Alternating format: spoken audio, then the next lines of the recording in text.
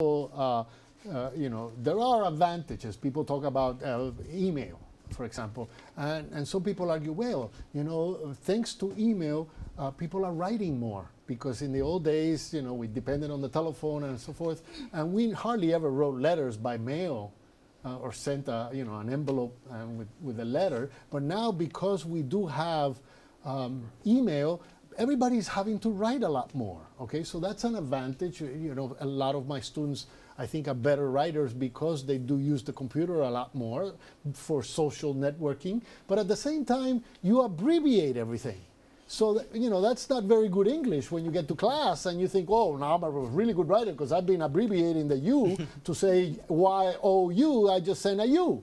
And then, you know, you turn that U in a class paper and the professor goes, excuse me, what are you talking about? Right, Jonathan? I really like the ingenuity that internet has provided us. Now I can stay in contact with friends who have moved across the state or even out of the country. But what I do dislike, and my friends know me for this, is that I'm very picky with the way I email my friends, because I try to be as formal as possible, because I take pride in speaking English and Spanish, although Spanish not as fluent. But I have seen that kids who do text a lot have had problems with schools. For example, and my risk counselors have emphasized this a lot, is that most of the kids are either speaking broken English or their writing is very bad. And this was most apparent in my AP English class, kids who were supposed to be the top of the school were still writing as bad as a kindergartner. Well, they tend to abbreviate everything shorter, you know, so that you could get it in a text. Nedelin. I actually, they have advantages, and advantages face-to-face communication, because, like I said before, if you want to avoid the person, but you really still want to tell them something, but not to their face, because you don't know, if you have like a conversation that you don't want to talk to face-to-face, texting, emailing, or even a phone call is good. However, you will, in a way, lose touch with that person, because that person will be talking to everybody else or whatever. So it's easier if you have a boyfriend or something. It's easier to break up then, you're saying? If you send them a text and say goodbye, so long. It doesn't really have to be like to break up. You don't have to do it face to face? It doesn't really have to. I think breaking up, it should be face to face. But let's say if you want to keep in touch with your grandma who doesn't know how to text, then go to her house and say hello. And sit down with your grandma, yes. have a conversation the old-fashioned way. Yes. Yeah. If it's a friend that you want to just say something really quick, or hey, how you been? I think personally it's easy to just text them and just be like, oh, hi, how you been? Hope you're doing all right. Goodbye. That's it. You did what your What part. do you think, Beatriz? Is that the right way?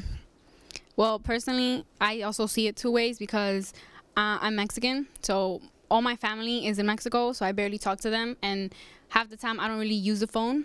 So I talk to my nieces and my aunts, and I think it's good. But then again, like on Facebook or MySpace or AIM, like I talk to kids from my school that when I go to school, I don't even look at them. Like I don't even know they're in my class, and I'm just like, oh, you said hi to me the other day on Facebook. I was like, yeah, that was you. Well, there's something nowadays called Skype, and for people who want to see each other when they're talking, and for people who are in a foreign country, it's terrific. First of all, you don't have to pay for a long-distance phone call, but you're actually watching each other and showing, you know, each other's kids or the pet. Here's my dog, you know, and they get to see your dog in another country. So it's great in that sense, right? Yeah. Back there, somebody has to wants to make a comment. Think about it. Imagine you going, since colleges do research on you and go on social networks and talk to old teachers that you've had. Imagine your interview with this college administrator. Yeah, you will be speaking in abbreviated terms. So it will not look very professional on your part. The same thing applies to if you're trying to write a letter applying for a job. That's even worse probably, because it's not likely you're going to get a job if it's a job that requires writing, and right off the bat they see that you abbreviate half the stuff that you've written. You're in trouble. Mabel? I think it also has its advantages, because I taught my mom how to text now. So I don't have to call her all the time, and most of the time she's working, so she'll just say okay. meaning that So she won't. when you talk to her about condoms, you do it in writing. No, I do that face to face. Oh yeah. But I like to see her reaction and how she gets. But usually she's working, so when she's really busy, she just writes okay, meaning that she won't tell me to go wash the dishes or go pick up my sister or something. So it's kind of an advantage. And when she does tell me that she did tell me, you never texted that to me, so you can't say that you told me when I never got the text. So I think it works when it's advantages when it comes to parents. Okay, anybody else want to talk about this? Oh, we have someone back there who hasn't spoken yet. Come on, you're going to say something. My dad lives in Puerto Rico, and he not like to talk too much. And he said to me, "Oh, do a Facebook, we can talk over there." I was, yo, boy, how cost you too much to call me? He was nice, but I right. And now I have to do a Facebook and get a contact with him. So it's easier for you then? It's good for you, you think? Because at least you have more communication? We have more communication that when I not have the Facebook, well, I want to hear her voice and everything. All right, I understand. All right, one more thing that I want to bring up, or you want to make another comment? Yeah. Okay.